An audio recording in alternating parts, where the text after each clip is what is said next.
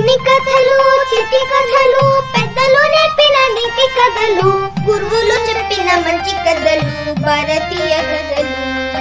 చిన్ని కథలు చిట్టి కథలు పెద్దలు నేర్పిన నీతి కథలు చిన్ని కథలు చిట్టి కథలు పెద్దలు నేర్పిన నీతి కథలు గురువులు చెప్పిన మంచి కథలు భారతీయ కథలు.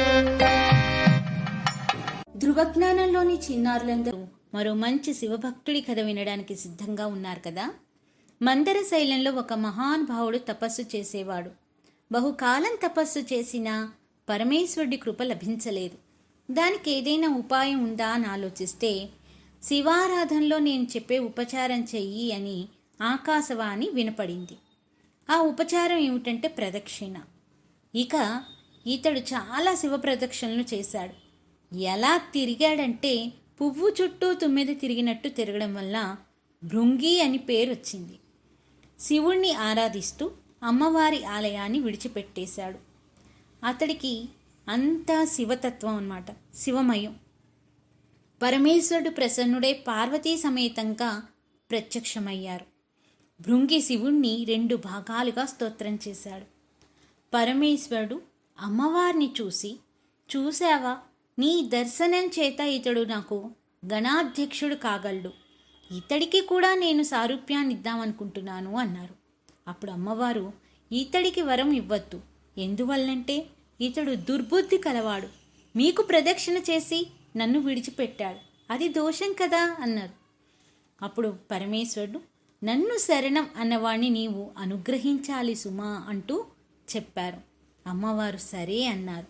శివుడు భృంగితో, నేను సమస్త విశ్వానికి ప్రభువునే, కానీ సమస్త విశ్వం ఈ తల్లే అంటే పార్వతీదేవి. శివుడు శక్తి వేరు కాదు, ఇదే అర్ధనారీశ్వర తత్వం. ఈ జగత్తంతా మా ఇద్దరి అంతే వ్యాప్తి అయి ఉంది అంటూ పరమేశ్వరుడు భృంగితో చెప్పారు. భృంగి పరమశివుణ్ణి క్షమించమని వేడుకున్నాడు. క్షమాపణ స్తోత్రం చేశాడు. క్షమించమని వేడుకుంటే శివుడు వెంటనే క్షమించేస్తాడు.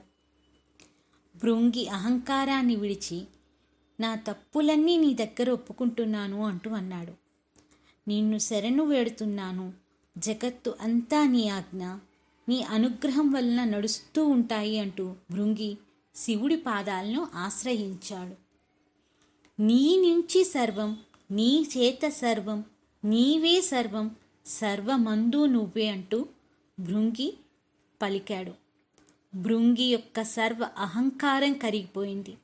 మీరే నా తల్లిదండ్రులంటూ స్తోత్రం చేశాడు. అప్పుడు శివుడు, ఈ స్తోత్రం ఎవరు చేసినా, ఎవరు విన్నా నిన్ను ఆదరించినట్టు వారిని కూడా ఆదరిస్తాను అన్నారు. అంతేకాదు, నీతో సమానుడై తదుపరి నన్ను చేరుకుంటాడు అంటూ పరమశివుడు భృంగితో పలికారు.